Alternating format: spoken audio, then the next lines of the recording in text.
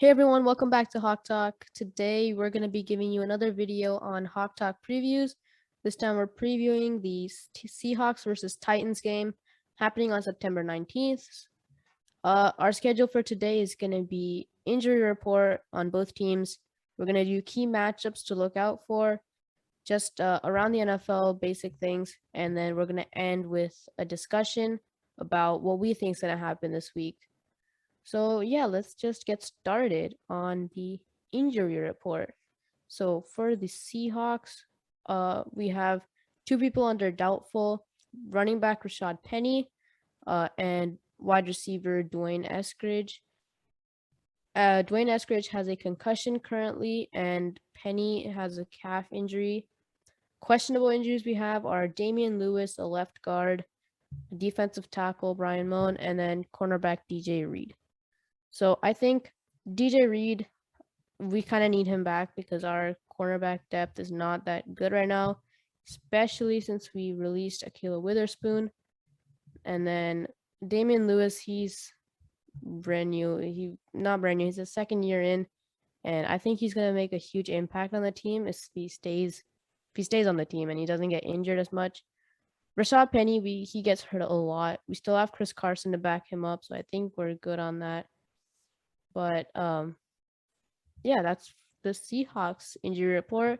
Saaketh, you want to do the Titans injury report?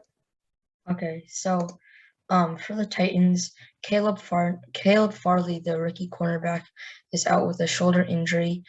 For questionable, they have Bud Dupree, their newly acquired outside linebacker who has a knee injury. The tight end Anthony Ferkser with a knee injury as well.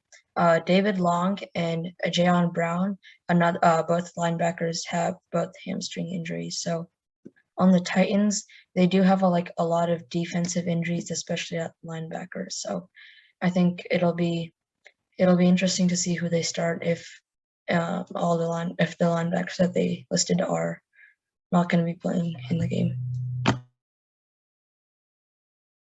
So it looks like both teams have advantages and disadvantages in their injuries. Some teams, I don't think it'll matter with, Rashad Penny, but there's some players that will matter, especially like Caleb Farley. I mean, we have two really, really good wide receivers and then an insanely good tight end group, with Will Disley and Gerald Everett. So I think that's going to impact the game a lot. Now, I think Santosh is going to do key matchups that we need to look out for this game. So take it away. Yeah, so there's a few, I'll start with the Titans O line against Seattle's rotation of pass rushers. So this is interesting to me, just because Titans are known for having good run blocking and good pass blocking in play action.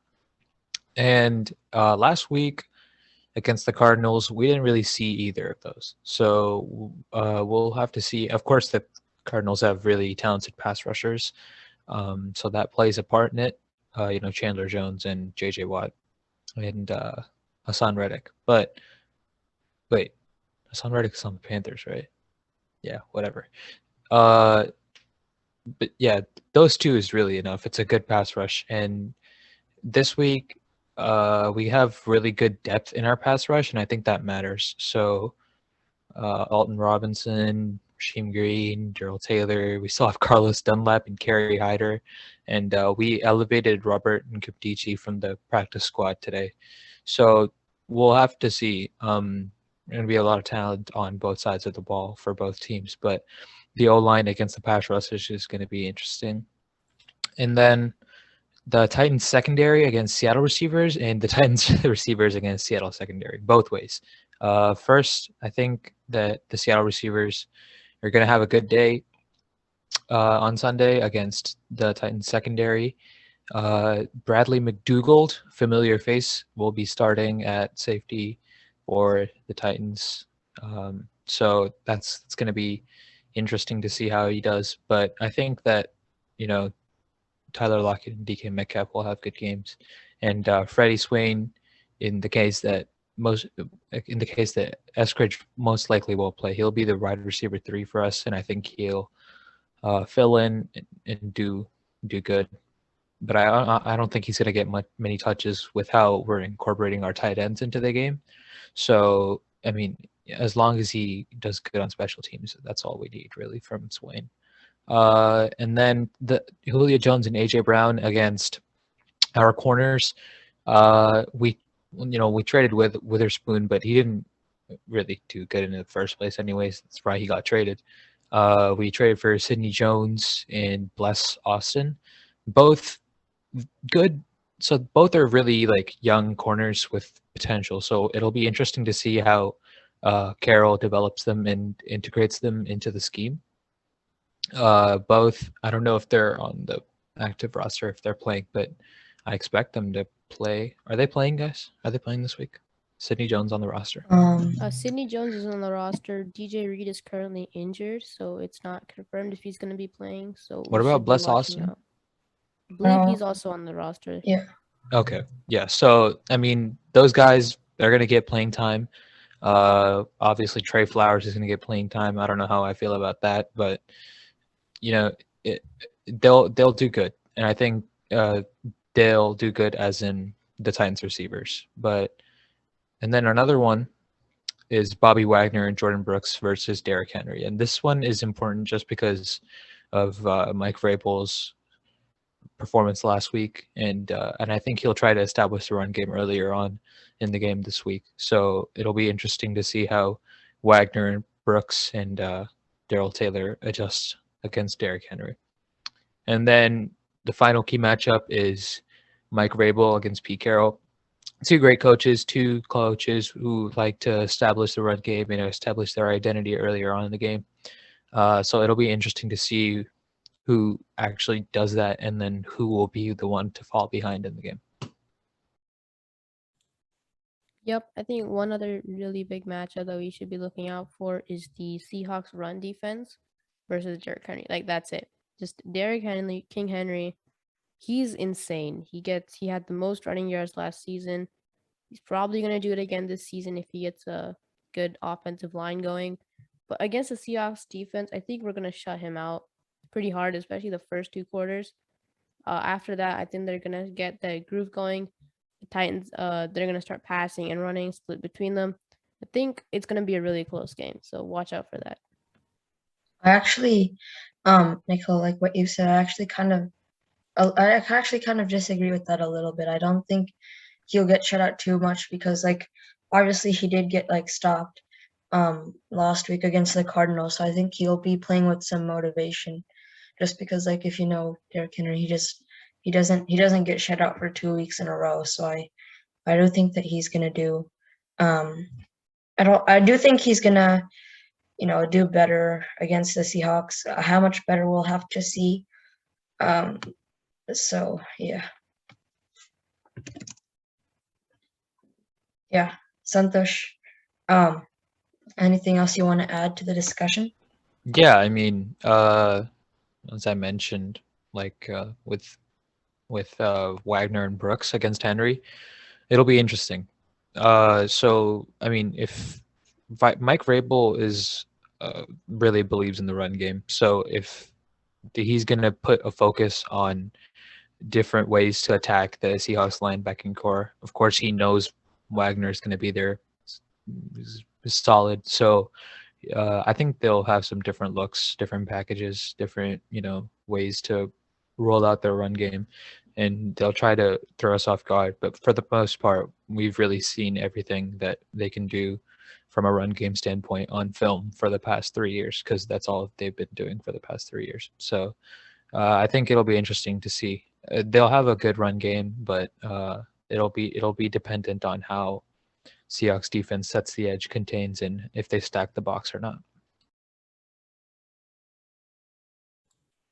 Yeah, I think with this game, Jamal Adams, I think we could be seeing him more in the box, especially because I think they're going to bring like a lot of players. And in the cornerbacks, I think they'll be facing the line of scrimmage and just like being prepared for any outside runs and whatnot, depending on the packages the Titans come out in. But yeah, I definitely think Jamal Adams is going to be playing a lot more near Bobby Wagner and Jordan Brooks because we know what he can do in the run game, and if they're going to try to blitz him, we know that he'll be able to get to the quarterback quickly. Nikhil, you were about to say something? I was about to transition to the next topic, but that was a really good piece of information to add to the discussion, Saaketh. Are we ready to move on to the next segment about games to watch? Yep. All right, so I'll go first. I'll give my top 3 games that I think we need to watch. I'm going to start off with the Bills and Dolphins game, just because the Dolphins, they came off on a good start, I think. And the Bills had a really good season last season, and they fell short this week, or last week. So I think that's going to be the first good game. I'm not talking about the Seahawks here, by the way. I think Seahawks is going to be a great game, but I'm not going to include it in this list. Second game I think we should watch out for is the Cowboys and the Chargers game. Justin Herbert, rookie season 1, rookie offensive player of the year last season. And then the Cowboys, who didn't have Dak Prescott or Ezekiel Elliott last season, they came off to a strong start against the Buccaneers. So I think that's a really good game to look out for. And then, of course, my last game is gonna go for the Texans versus the Browns. The Browns almost shut out the Chiefs last week, barely losing. I think it was like 2 or 3 points that they lost by.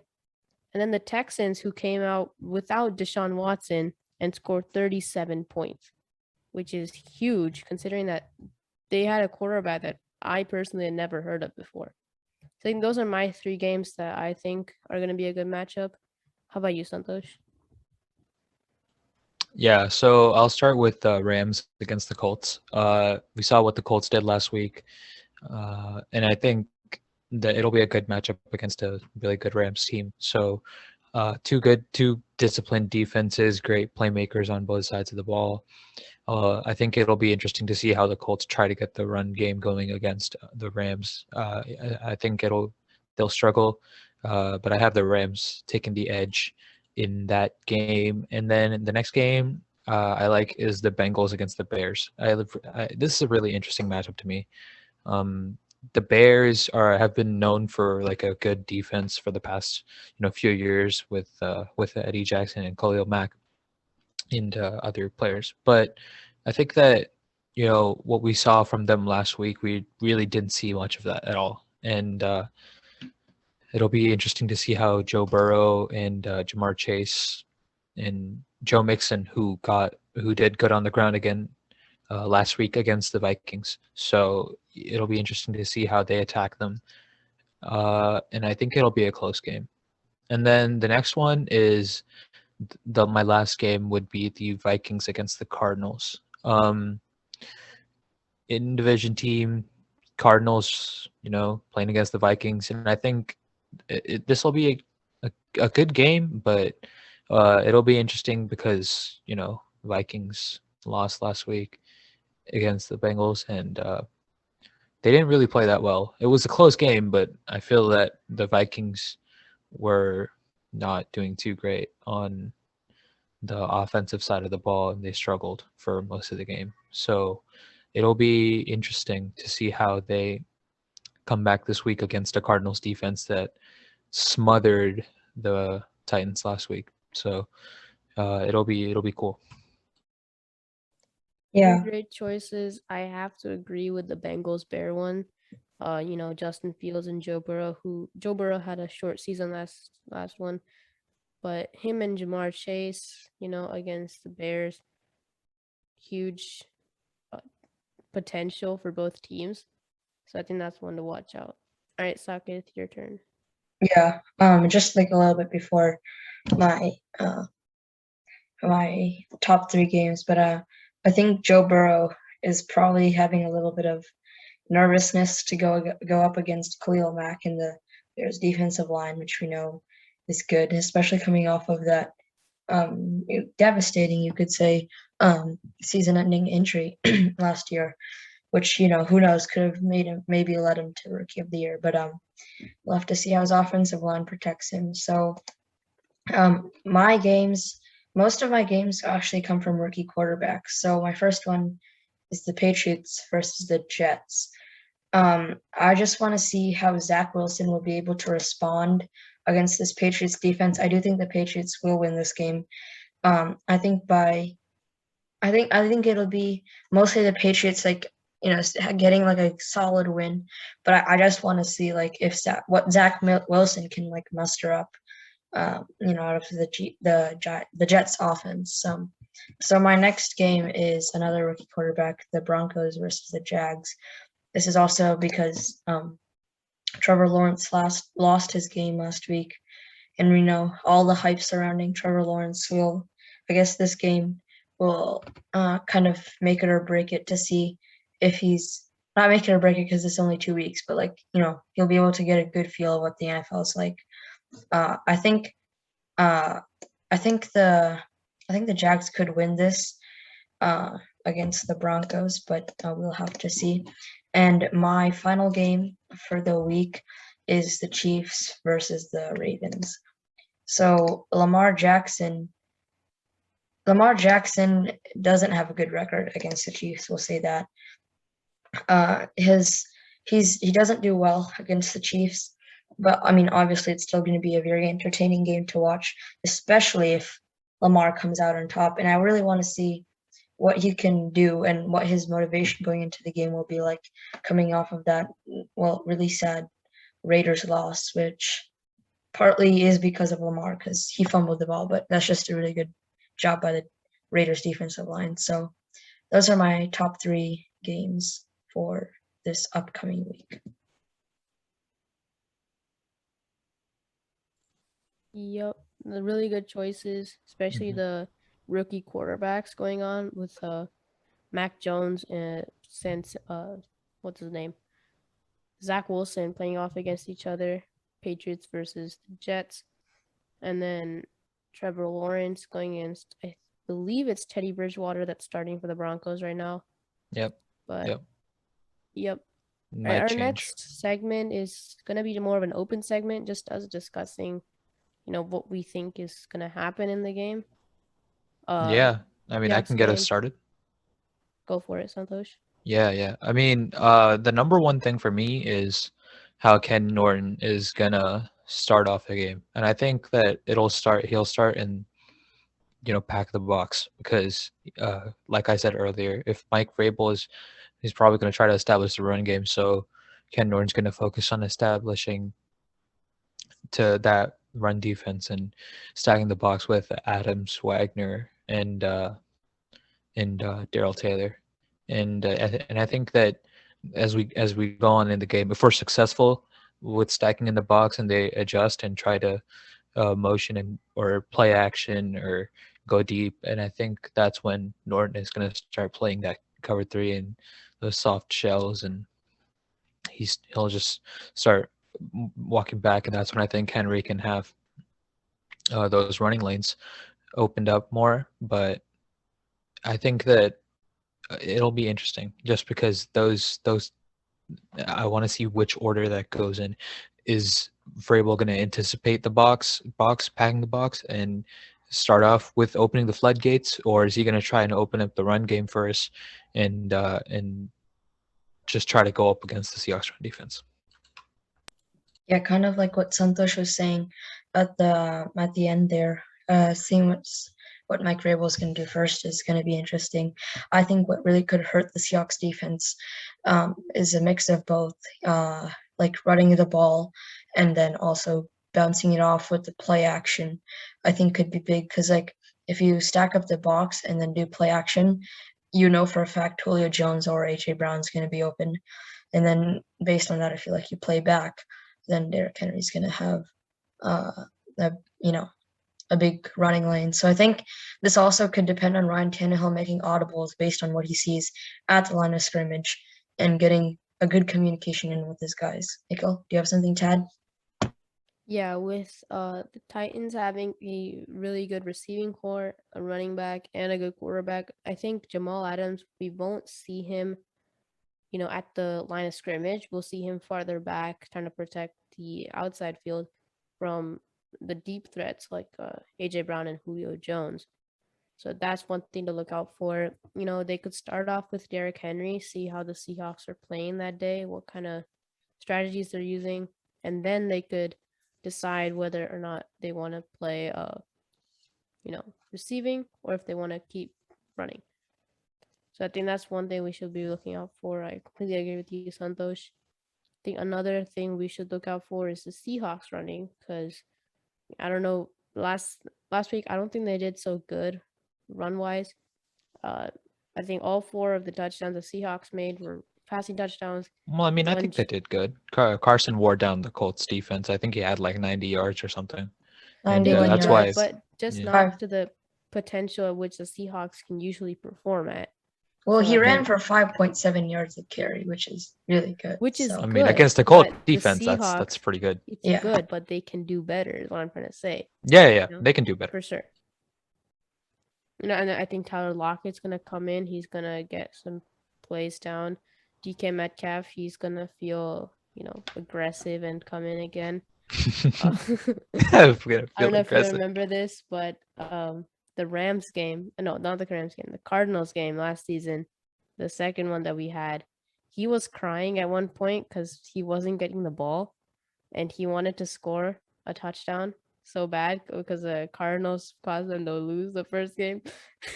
Was I that don't know. was that the second one? Was that the Cardinals game or was that the Rams game? That was the Rams It was game. one of the two. I'm No, not it was the sure. Rams game, Was and it then the he Rams cried. game? Yeah, and Yeah, that's the one yeah. where Russell Wilson Yeah. tried to force it to him, and it was the pick six. And then Yeah, after that, like exactly. 2 plays later, they got like a 70-yard bomb to him for a touchdown. It was like a so, yeah, DK Metcalf is I gonna hate come that in game so aggressive. much. I He's know, gonna right? get some plays into.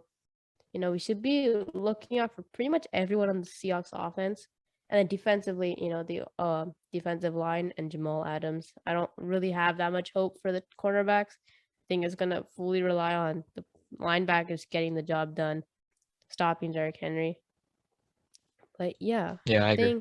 I think honestly, I think this game is gonna depend on whose defense can outperform the other one, because we know both offenses are have a lot of firepower, to say the least. So I think it's just whoever can get the most stops at the end of the day, turnovers, third down stops, whatever you can muster up just to get the ball back to your offense is what's going to win you the game. So that's what I think is going to happen in this game. If you guys have anything you guys want to say or let us know, leave it down in the comments. Thank you guys so much for watching. That's it for this episode, guys. We'll see you for the post-game analysis, which would be coming out Monday, Tuesday latest. But stay tuned for that to see how the Seahawks really performed and how the Titans performed. And leave your matches to see in the comments. Stay tuned. I believe the game is tomorrow at 1:25 p.m. Pacific time. Yep. So yeah, let's hope Yes, the Seahawks go Hawks. win. See you guys next. Go Hawks. Go Hawks.